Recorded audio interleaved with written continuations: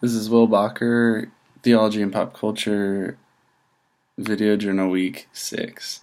So I've been rewatching a show called The Legend of Korra with one of my good friends. If you're familiar, it's the follow-up series, kind of the spiritual successor to what's known as Avatar: The Last Airbender, which is one of my all-time favorite shows. And so going into it, watching it originally, I had super high expectations because if you're familiar with the universe, the Avatar is the master of all four elements: earth, fire, water, air.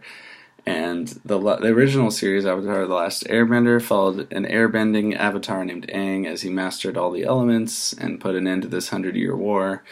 And so The Legend of Korra is the sequel series. Korra is the next avatar in the cycle, and she's from the Water Tribe. It's kind of following her journey. And we're in the second season, which is appropriately titled Spirits. And the interesting thing, kind of the tie I want to make to kind of Christianity, theology, is that the show kind of has this thing. The Avatar's job is to bring balance in the world, because the Avatar is the bridge between the spiritual world and the human world. And I think it's interesting that in this universe there's a type of spirituality, there's a type of sensitivity to almost like a religious, sacred nature to the spirit world.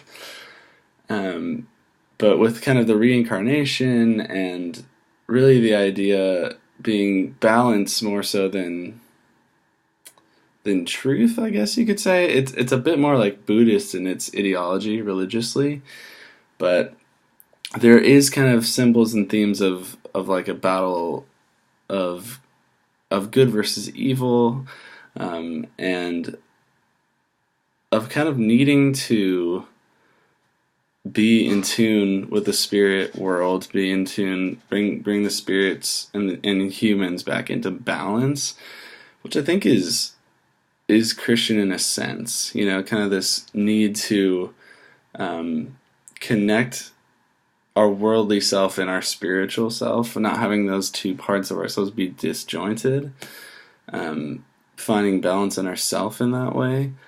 And so I think the show's actually got a lot of interesting spiritual themes throughout it, but particularly in that second season, kind of talking about the connection between the human world and the spirit world. So it's definitely worth a watch.